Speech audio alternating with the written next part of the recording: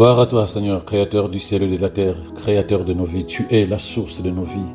Tu es la source de la vie que nous avons ce matin. Tu nous as permis d'être debout ce matin pour la gloire de ton nom. Nous te sommes infiniment reconnaissants pour le renouvellement de la vie que tu as accompli encore en chacun de nous. Tes œuvres sont parfaites, car tout ce que tu fais est parfait, toi le Dieu parfait. Voilà pourquoi nous croyons que cette journée est une bénédiction pour nous, tes enfants, car nous voyons et recevons, Seigneur notre Dieu, nous recevons dans nos cœurs la grâce que tu répands dans nos vies, afin que seuls tes plans s'accomplissent dans tous les détails de cette journée au nom de Jésus. Merci pour le conseil du Saint-Esprit. Béni sois-tu, Seigneur, pour la parole divine, oui, lumière qui va éclairer notre journée et qui va glorifier ton nom en chacun de nous. Que la louange et l'adoration te reviennent, car nous savons que seul ce que tu as décrété qui va se manifester, car tu es notre Dieu, toi le Dieu souverain. À toi la gloire et l'élévation au nom de Jésus. Nous disons Amen. Shalom bien-aimé, je suis très heureux de savoir que tu es avec moi ce matin pour partager la parole.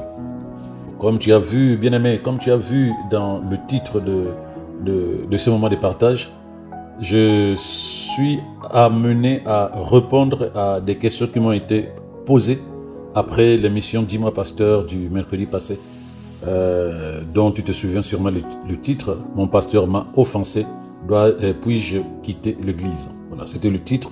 Et une personne est revenue vers moi et m'a posé ces questions. « Pasteur, quand vous dites qu'il y a des pasteurs qui sont arrivés à se suicider à cause de la charge du ministère, cela n'est-il pas un problème spirituel? Un problème de manque de foi? » Donc, première question. Deuxième, et si le Seigneur les a appelés, pourquoi leur appel peut-il amener parfois le divorce dans leur couple? Troisième question. Et puis, quand vous dites que l'on ne doit pas accuser ou juger les pasteurs d'être la cause des blessures de certaines personnes dans leurs assemblées, ne pensez-vous pas que le comportement de certains pasteurs qui deviennent des gourous peut négativement impacter la vie des membres? L'Église de Jésus est censée être une maison de paix et le pasteur doit avoir un cœur d'amour et une attitude de compassion et de tolérance vis-à-vis des membres de son Église. Merci. Donc voilà les différentes questions qui m'ont été posées et je remercie la personne qui a pu envoyer ça parce que ça vaut la peine. Ça vaut la peine qu'on en parle au lieu que chacun, quand je dis chacun, le pasteur et les membres, chacun a un regard différent de ce qu'il y a à l'intérieur de l'assemblée.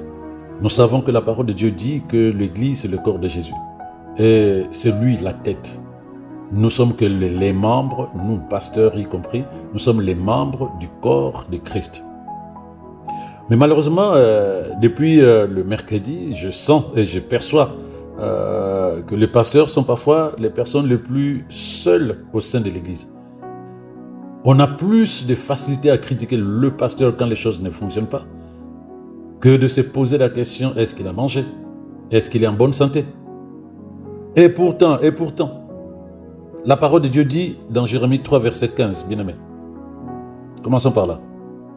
La parole de Dieu dit, « Je vous donnerai de bergers selon mon cœur et ils vous paîtront avec intelligence et sagesse. » Donc là, c'est Dieu lui-même qui dit, « Je vous donnerai des bergers selon mon cœur. » Donc c'est lui qui choisit des personnes ayant le cœur de Dieu avec comme mission faire paître les brebis du Seigneur avec intelligence et sagesse.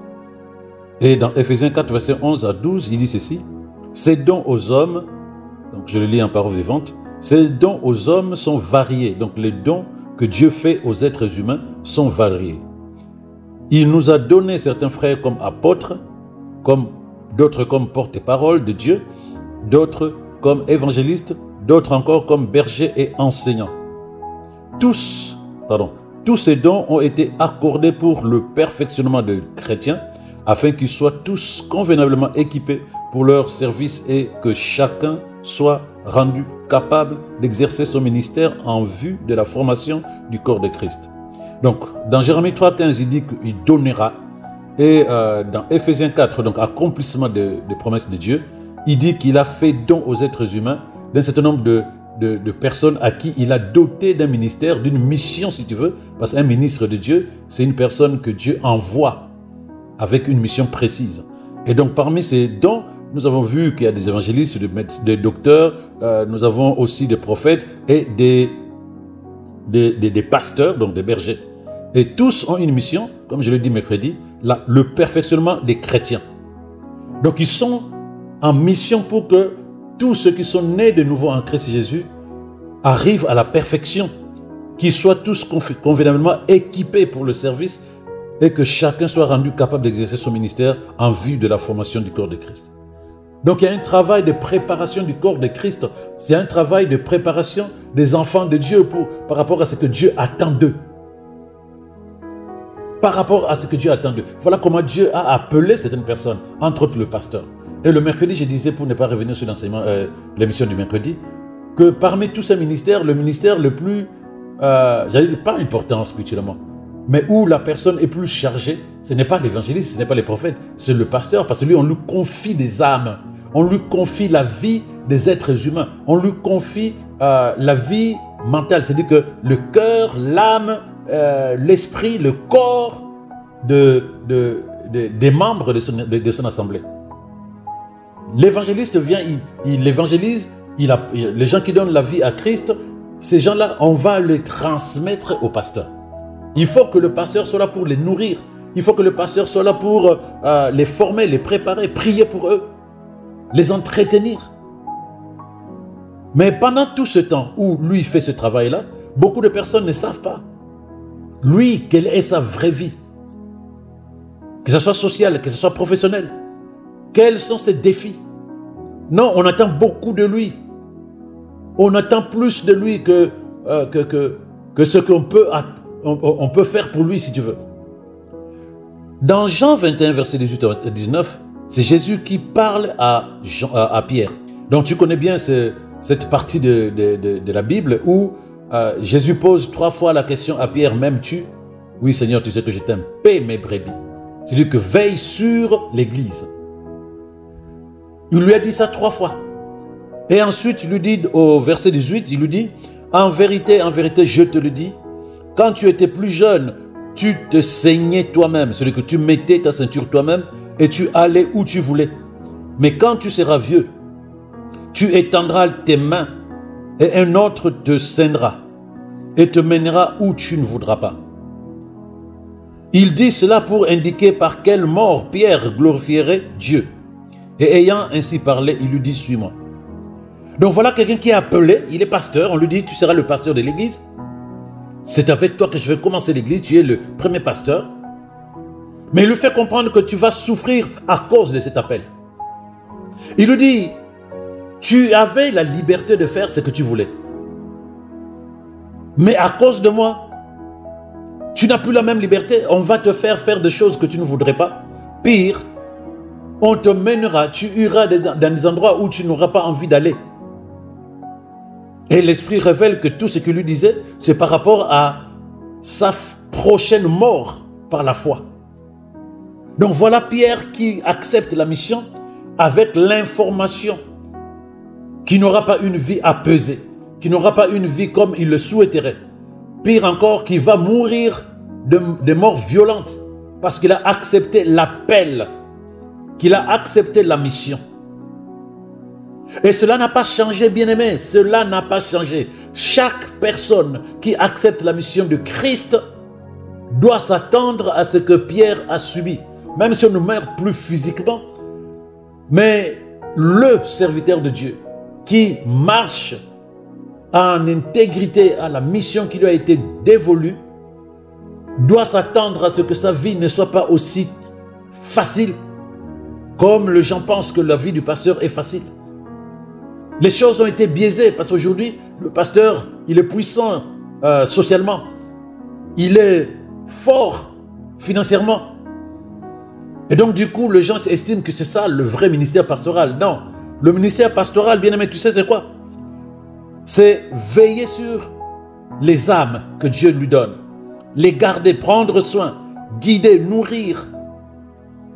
Il est le berger. Il doit veiller. C'est spirituel et humain à la fois. Ces temps de prière et ces inquiétudes deviennent plus importantes quand l'Église se développe. Plus il y a du monde, plus il y a du travail.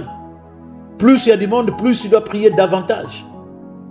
Sa liste des tâches s'allonge au fur et à mesure, que l'Église grandit. La douleur, la peur, l'inquiétude, l'incertitude, les problèmes que vivent les membres de l'Église, ça le chagrine, ça le préoccupe, comme si c'était vraiment ses propres enfants. Il doit davantage passer du temps à étudier la parole de Dieu pour pouvoir enseigner la Bible avec précision. Non seulement ça, il doit davantage passer du temps à jeûner, à prier pour protéger spirituellement les âmes que Jésus lui a confiées, mais aussi les protéger des faux enseignements, des mauvaises influences doctrinales. Donc tu verras un pasteur derrière une sœur en disant non, c'est qui est au téléphone avec toi? Tu dis mais de quoi il se mêle? Mais il est là pour ça, il doit veiller sur ton âme. Il doit veiller. Tu verras le pasteur qui demande à un frère, oui, c'est comment le travail, c'est comment la maison? Oui, mais c'est ma vie, pourquoi il me pose la question? Il doit veiller, il doit prendre soin de toi. C'est son travail. Mais souvent, on a incompris. Il doit aussi travailler pour préserver la stabilité sociale et la paix dans l'église. Il y a tellement de dossiers dans les églises, des critiques les uns les autres, un tel a dit, une autre a fait. Et lui doit être là pour essayer d'équilibrer, d'apaiser le cœur, de réconcilier les gens. Il doit aussi trouver le moyen de mettre en place une gestion financière prudente pour l'église. Parce que quand les choses ne fonctionnent pas socialement, c'est le pasteur. Quand les choses ne fonctionnent pas spirituellement, c'est le pasteur. Quand les choses ne fonctionnent pas financièrement, c'est le pasteur. En gros, c'est lui quand tout ne va pas. C'est lui à qui on demande des comptes. Mais pourtant, en acceptant la mission, le serviteur de Dieu a accepté aussi toutes ces choses. C'est ce que Jésus a montré à Pierre. Et ce n'est pas fini. Il doit aussi organiser son emploi de temps pour offrir une pastorale aux personnes dans le besoin. Les entretiens. Aller rendre visite aux gens. Il abandonne son foyer. Il doit aller rendre visite aux gens, quel que soit l'environnement. Sans oublier les différentes réunions des différentes structures de l'église. Les femmes qui se réunissent, on veut que le pasteur soit là qui nous dise. Les hommes se réunissent, le pasteur doit être là, on va lui soumettre une proposition. Les jeunes aussi, ils ont besoin des conseils du pasteur. En gros, il doit être partout, il doit faire tout, il doit penser à tout. Quand je dis ça, ça ne signifie pas qu'il n'y a personne autour de lui. Je ne vois pas, dans mon expérience pastorale, une église où le pasteur se dit, débrouillez-vous, faites ce que vous pensez qui est bon, et moi je suis là, je vous regarde. Non. Même quand il y a des gens qui sont délégués autour du pasteur, ces personnes ont besoin de son cutis. Ils ont besoin de son veto. Ils ont besoin de sa parole. Donc du coup, malgré la délégation, il y a quand même sa présence ou sa parole que tout le monde attend. Ça, c'est la mission. Ça, c'est l'appel. Mais est-ce que tu sais que plus d'une fois, il y a des pasteurs qui ont été agressés dans les assemblées? Agressés dans les assemblées, bien-aimés. Oui, humiliés devant tout le monde. Il y a des pasteurs qui ont été assassinés. Il y a des pasteurs qui sont en prison, non pas parce qu'ils ont volé l'argent, non pas parce qu'ils ont été dans l'adultère. Non. Je me rappelle ce temps, je ne sais pas, ça fait combien d'années à Paris, une église haïtienne où l'étage est tombé, il y a eu des morts. C'est lui qui est parti en prison. Mais je ne pense pas que c'est lui le maçon. Non, mais c'est lui le pasteur, c'est lui qui s'est retrouvé en prison. L'humiliation, le manque, où il n'a pas le temps, puisqu'il s'investit dans le ministère, il n'a pas le temps de chercher des ressources financières pour son foyer, et il est en manque. Il peut peut-être arriver même à ne pas avoir il peut arriver à avoir des problèmes de loyer. Tout ça parce qu'ils ont accepté une mission, celle de veiller aux âmes, de les enseigner, de les former. Mais maintenant, puisque de ça qu'il s'agit, maintenant lorsque une personne dit « Mon pasteur m'a offensé, je veux quitter son église ». Je disais ce jour-là, je disais le mercredi, que chacun de nous doit être honnête, bien-aimé. Chacun de nous doit être honnête. Je ne dis pas que les gens qui disent ça ne sont pas honnêtes, que Dieu me pardonne et que tu me pardonnes, bien-aimé, si tu te sens visé. Non, je veux dire que tu sois sincère envers toi-même pour réaliser que, en fait, il n'y a pas que le pasteur qui m'offense. J'ai vécu les mêmes émotions la dernière fois que je parlais avec X. J'ai eu les mêmes réactions au travail. Je pensais de la même manière lorsque j'étais en famille. Cela signifie que ce ne sont pas ces gens-là qui m'offensent, c'est moi qui dois plutôt trouver la cause des offenses, la cause de ce qui déclenche les offenses à l'intérieur de moi, la cause de ce qui m'amène à me sentir blessé. Ça, c'est important. Parce que tu peux quitter l'église de ce monsieur qui t'a offensé. Si ce qui a généré l'offense n'est pas enlevé ou guéri, dans l'autre église, d'une manière ou d'une autre, tu vas sentir la même chose. Tu te sentiras offensé. Si ce n'est pas le pasteur, sa femme. Si ce n'est pas sa femme, c'est une autre personne de l'assemblée. Donc ce n'est pas un problème de qui a dit quoi. Oui, comme dit la sœur, l'église de Jésus est censée être une maison de paix et le pasteur doit avoir un cœur d'amour et une attitude de compassion et de tolérance. Oui, mais ne pense pas parce que tu ne parles pas à une personne que cette personne ne se sentira pas offensée. D'autres vont se dire, il ne s'occupe pas de moi. Lorsque tu te dis, ok, cette personne t'aime blessé de guerre, je veux plutôt faire attention, cette personne va se dire, il ne prend pas soin de moi comme il prend soin des autres. Il ne me parle pas comme il parle aux autres. Il y aura toujours quelque chose, parce que ça ne se passe pas à l'extérieur, ça se passe à l'intérieur. Ça se passe à l'intérieur. Donc lorsque la personne me dit, le pasteur qui se suicide, qui se sont suicidés ou qui ont tenté de se suicider, ils ont un problème de foi. Bien aimé, il faut comprendre ce qu'on appelle un ministère pastoral. Il faut comprendre ce qu'on appelle une âme. Il faut comprendre ce qu'on appelle veiller. Veiller, ce n'est pas seulement théorique, ce n'est pas seulement humain. Veiller signifie que dans le monde spirituel, le pasteur doit être réveillé et éveillé pour regarder ce que le diable a envie de faire dans la vie de chrétiens qui sont dans son église. Il doit être assez fort spirituellement pour combattre les esprits mauvais qui ont besoin de détruire la vie de membres qui sont dans son église que Jésus lui a confiée. Il doit être un intercesseur permanent pour amener la vie de Dieu à se répandre dans la vie de membres de l'église, ces membres que Dieu lui a confiés. Il doit se mettre tout le temps sur la brèche afin d'apporter la vie, afin de préserver, protéger, la vie des âmes que le Seigneur lui a confiées. Mais tout cela, ce n'est pas une fois par mois. Tout cela n'est pas une fois par mois ou 2 fois par semaine, non. C'est de manière permanente. Il a 10 personnes, il doit prier pour 30 personnes pour la simple raison que, à part les 10 personnes que Dieu lui a données, il y a les familles de ces personnes-là. Plus l'église s'agrandit, plus il doit davantage s'investir.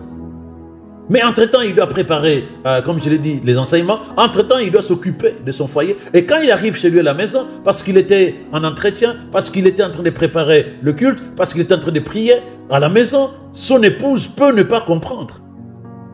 Son épouse peut ne pas comprendre parce qu'elle, elle a besoin de son mari. Et ce n'est pas marié pour qu'elle soit seule.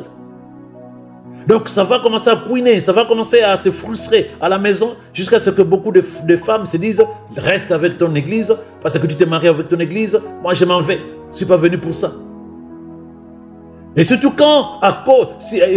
si à cause de cela, il n'a pas le temps, il n'a pas le moyen, les ressources pour s'occuper financièrement de son foyer, ça a de l'impact non seulement dans sa relation avec son épouse, mais même avec les enfants.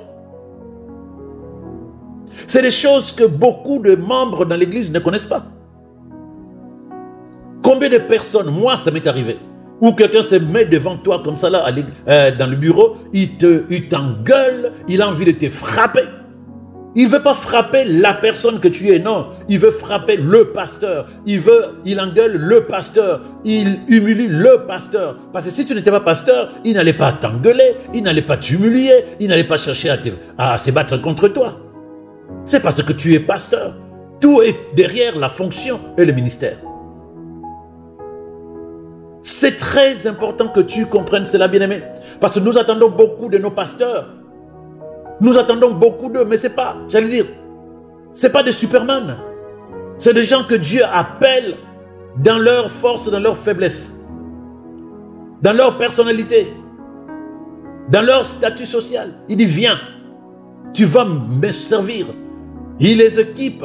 Mais cela ne suffit pas que du moment qu'ils sont, ils sont équipés. Ils peuvent tout faire, tout penser. Non, bien-aimés. Ils ont besoin aussi que nous les soutenons. Donc quand un pasteur arrive à ce niveau-là, c'est une faiblesse. Il est affaibli. Parce que la Bible dit que nous devons prier pour nos pasteurs, mais la plupart des gens n'ont pas le temps de prier pour des pasteurs. Ils n'ont pas le temps de prier pour des pasteurs. Alors que lui, chaque jour qu'il travaille pour le Seigneur dans nos vies, il s'affaiblit. Parce qu'il doit non seulement se nourrir spirituellement, mais nourrir aussi les chrétiens qui sont autour de lui. Mais entre-temps, dans le monde spirituel, il est oppressé, il est attaqué. Dans le monde physique, pareil. Il a besoin de soutien. Il a besoin d'être apprécié, d'être accompagné. Donc, lorsque quelqu'un se dit, non, peut-être que c'est un problème de foi, j'aurais voulu qu'on se change de rôle. Mais c'est vrai qu'aujourd'hui, quand tu vois le pasteur star, bien habillé, on lui amène la Bible. Il est dans une voiture climatisée alors que dehors, les membres sont à 40 degrés au soleil. On se dit, c'est ça le ministère pastoral. Je te garantis que le vrai ministère est d'abord spirituel. C'est spirituel, bien-aimé. Et puis quand on me dit, le Seigneur les a appelés, pourquoi leur appel peut-il amener parfois le divorce? Parce que le couple, c'est deux personnes. Toi, tu peux accepter le ministère, tu peux accepter l'appel, mais en face de toi, tu as des personnes qui n'ont pas le même regard de ce que tu fais en tant que pasteur. Leur regard est à moitié, pour ne pas dire parfois pour certaines personnes, n'est pas dans ton histoire. Ce n'est pas leur business. Donc lorsque l'église, ta vie d'église, qui te demande du temps, qui te demande investissement, qui te demande sacrifice, commence à impacter ton foyer, n'attends pas que les choses ou que les gens acclament ou applaudissent. Mais malheureusement, lorsqu'il y a le divorce, c'est le pasteur aussi qu'on va accuser. C'est le pasteur qu'on va accuser. Donc tu comprends bien aimé que ton pasteur a aussi besoin de toi. Il a besoin de toi. L'apôtre Paul parle même d'un certain Alexandre le forgeron qui a très mal agi à son égard. Il dit, Alexandre le forgeron a très mal agi à mon égard. Le Seigneur le traitera selon ce qu'il a fait. Prends garde à lui, il parlait à Timothée. Prends garde, toi aussi, car il s'est violemment opposé à notre enseignement. Et il ajoute, personne ne m'a soutenu la première fois que je présentais ma défense. Donc voilà quelqu'un qui est dans l'assemblée, qui se lève, qui est contre son pasteur. Et personne ne soutient les pasteurs. Donc ça, tu verras ça dans 2 Timothée 4, verset 14 à 17. Il dit, personne ne m'a soutenu. Alexandre le forgeron s'est opposé à l'enseignement. Tous m'ont abandonné. Que Dieu ne leur en tienne par compte. Mais le Seigneur m'a secouru et m'a fortifié de sorte que je puis pleinement proclamer mon message et le faire entendre à tous les païens. Et il m'a délivré de la gueule du lion. Il arrive que le pasteur ait besoin de toi. Et ce n'est même pas qu'il arrive. Il a besoin de toi. Il a besoin de moi. C'est nécessaire de comprendre cela. Donc ça vaut la peine, bien-aimé, que tu reconnaisses ton pasteur. Parce que c'est un don de Dieu pour ta vie. Il est là pour veiller sur ton âme. Il est là pour veiller sur ton âme et te former, te préparer, te conduire sur le chemin que Dieu veut que tu empruntes pour ton perfectionnement. Donc il faut reconnaître qu'il est ton pasteur. Il faut que tu l'acceptes, que tu l'assimiles, que tu le déclares. 1 Thessaloniciens 5, verset 12 dit, nous vous prions, bien-aimés, de respecter et d'honorer ceux qui travaillent parmi vous au service du Seigneur. Apprenez à les considérer, apprenez à les connaître, entourez d'égards et de témoignages de reconnaissance vos conducteurs spirituels qui président vos réunions et vous dirigent dans la communion avec le Seigneur. Ils vous montrent le bon chemin par leurs conseils, leurs exhortations et leurs avertissements. Le respect des serviteurs de Dieu ne doit pas s'imposer. Non, on doit leur donner du respect naturellement à cause de ce qu'ils font dans le spirituel et dans notre vie sur terre. Ils ont un travail dans nos vies qui est au-delà même de leur propre vie. C'est un sacrifice. C'est un don de soi. Il faut que tu dises à ton pasteur, pasteur, je sais quel est le prix que tu payes. Je connais le prix que tu payes concernant ma vie, concernant mon avenir, concernant mon éternité. Dès le moment où tu le lui dis, au moins il sait qu'il y a quelqu'un qui sait. Et puis prends le temps de l'encourager de manière personnelle. Encourage-le. Je reviens sur Thessaloniciens 1 Thessaloniciens 5 verset 13. Il dit manifestez-leur beaucoup d'estime et d'amour à cause de leur activité. Vivez en paix entre vous. On demande trop de comptes aux serviteurs de Dieu, mais on ne sait pas qu'ils ont besoin d'encouragement aussi. Manifestez-leur beaucoup d'estime et d'amour à cause de leur activité. En 2020, il y avait le Covid. Dans l'église où j'étais responsable, en moins d'une semaine, il y avait une quinzaine de personnes qui ont été contaminées. Et à ce moment-là, Covid tuait du monde. Il y avait même une église à Mulhouse où il y a eu même des morts. Et c'est passé dans des journaux télévisés. C'était compliqué pour l'assemblée, compliqué pour les églises. Donc je me suis dit, ok Seigneur, pas ici chez nous. Pas ici chez nous. Que ce ne soit pas un foyer. Que ce ne soit pas un foyer en disant non, ça a commencé dans une assemblée à Toulouse. Mais ça te préoccupe. Quand chaque fois quelqu'un t'envoie un texto, je suis contaminé, tu te dis Seigneur, pas ici. Mais entre-temps, pendant que moi ça me préoccupait, les autres, je crois ils avaient d'autres soucis. Il fallait fermer les églises en attendant. Ça, c'est des préoccupations que seul le pasteur a par rapport à l'église. Ils ont besoin d'encouragement, mais ils ont besoin que les gens leur disent aussi, nous savons, nous sommes avec vous. Nous vous accompagnons, nous savons ce que vous faites dans nos vies. Plus que tu ne le penses, il faut apprendre à encourager ton pasteur. Mais surtout dans la posture du pasteur et de membres de l'église, il faut aussi se soumettre à ton pasteur. Apprends à te soumettre. Il y a trop de démocratie dans le comportement de beaucoup de personnes. Trop de liberté, trop d'indépendance. J'ai toujours dit que l'église, ce n'est pas la démocratie. L'église, c'est la théocratie. Dieu est souverain. Et celui qui se dit « je suis enfant de Dieu » doit se garder d'être démocrate ou indépendant. On ne peut pas amener la démocratie dans le fonctionnement de notre relation avec Dieu. Non, c'est Dieu et Dieu seul. Donc quand il met en place une organisation, le pasteur, donc il y a Christ, le pasteur et les membres de l'église, si nous estimons que le pasteur n'est pas forcément celui que nous devons honorer, respecter, considérer, auprès de qui nous devons obéissance et soumission, c'est que nous ne sommes pas en phase avec Dieu. On ne peut pas aimer Dieu sans aimer son pasteur. On ne peut pas se soumettre à Dieu sans se soumettre à son pasteur. On ne peut pas obéir à Dieu sans obéir à son pasteur. Je parle d'une organisation spirituelle, pas là où les hommes prennent le pouvoir. Hébreux 13, verset 17 dit « Obéissez à vos conducteurs, acceptez leur autorité et soumettez-vous à leur direction.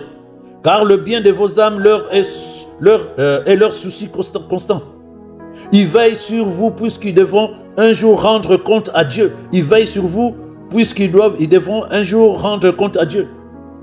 Qu'ils puissent s'acquitter de leurs tâches avec joie et non pas dans la tristesse et la peine, ce qui ne vous serait d'aucun avantage. » Quelqu'un m'a posé la question de savoir comment honorer un pasteur bénit quelqu'un.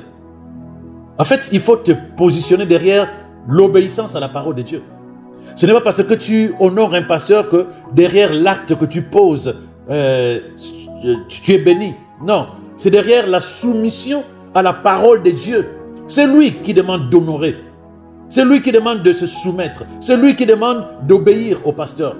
Il dit c'est important pour toi parce que si ton pasteur est attristé par ton attitude, ça ne va ça ne serait d'aucun avantage pour toi.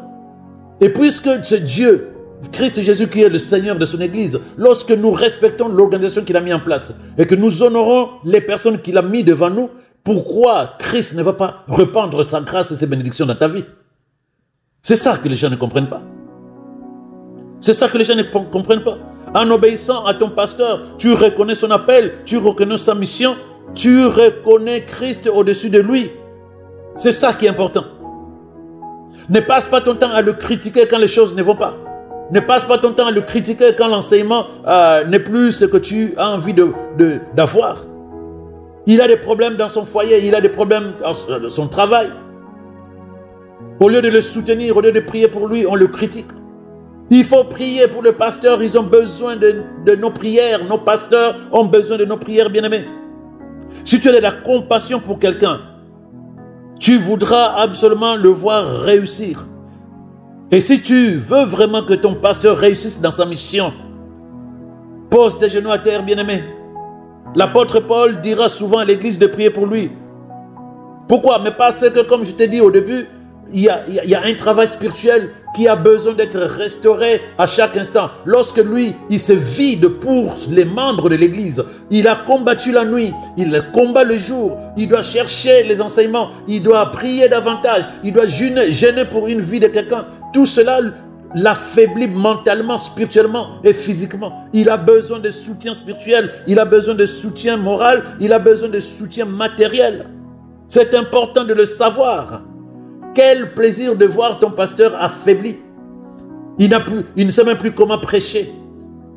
Quel plaisir de le critiquer dans cet état. Au lieu de te lever comme faisaient Aaron et Hur, de prendre les bras de Moïse pour le tenir pendant qu'il est en train de rendre ministère. Prendre le bras de ton pasteur en disant « Je suis là, nous sommes là, nous te tenons pendant que toi tu rends ministère. Nous te soutenons, nous prions pour toi pendant que tu rends ministère. » Soutenir le pasteur, il y a plusieurs manières. Parce que tu reconnais la façon dont ce serviteur de Dieu prend soin et bénit ton âme. S'aimer matériellement dans sa vie et sa famille, c'est pas trop.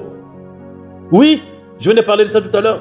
Soutien spirituel, soutien moral, soutien matériel. Si tu es assez humble et reconnaissant, bien-aimé, rien n'est trop petit, rien n'est trop grand pour bénir ton pasteur. Surtout quand cela vient d'un cœur authentique, tu es sincère, tu reconnais la main de Dieu dans ta vie au travers le serviteur de Dieu. Comment saura-t-il, lui, que tu apprécies sa mission dans ta vie s'il n'y a pas d'action qui se pose venant de toi? Comment le saura-t-il? Lorsque je reconnais que j'ai été nourri spirituellement grâce au travail spirituel et humain du serviteur de Dieu, je suis reconnaissant. Puisque Dieu n'est pas en face de moi physiquement, je bénis son serviteur.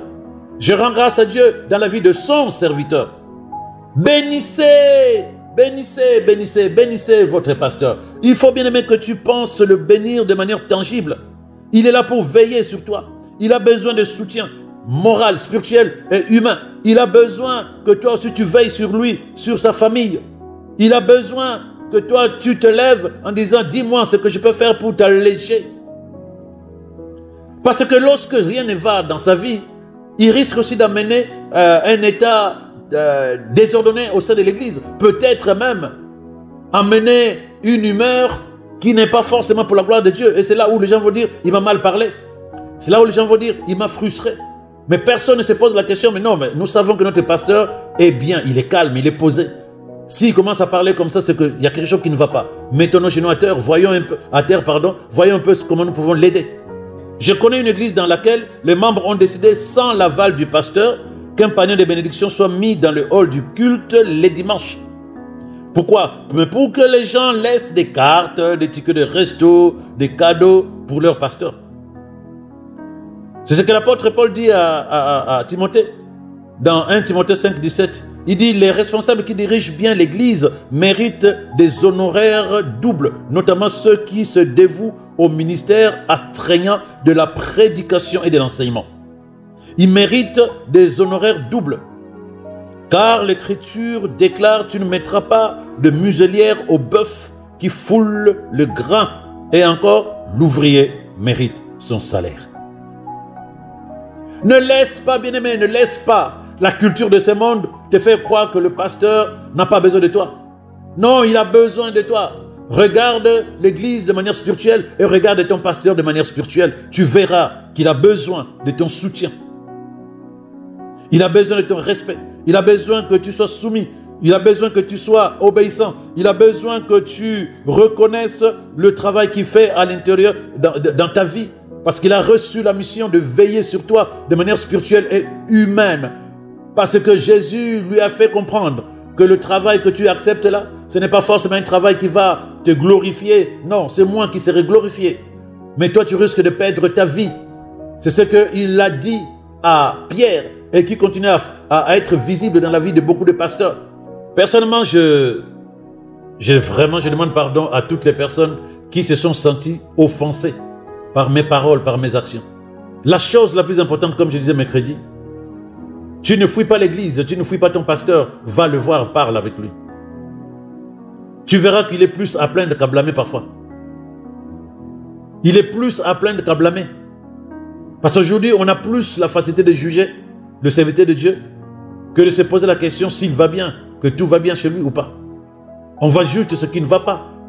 En tout cas, j'espère ne pas avoir été avocat des pasteurs, mais se recadrer la mission de cet homme appelé pasteur pour que cette mission, que tu la poses sur l'autre côté de la balance par rapport aux offenses, par rapport aux frustrations, par rapport aux déceptions. Je suis convaincu que l'Esprit va te communiquer le comportement que tu auras dorénavant. Prends la mission que tu as discernée. Ce que j'appelle la face cachée de la vie du pasteur. Que ce soit au foyer, que ce soit dans l'église. Et pose sur l'autre côté de la balance. Et tu prends les offenses, tu prends les frustrations, tu prends les déceptions, tu poses de l'autre côté. Bien-aimé, je suis convaincu que l'Esprit va te communiquer le comportement que tu auras à prendre. Que le Seigneur t'aide à discerner cela. Passe une excellente journée. Shalom à toi.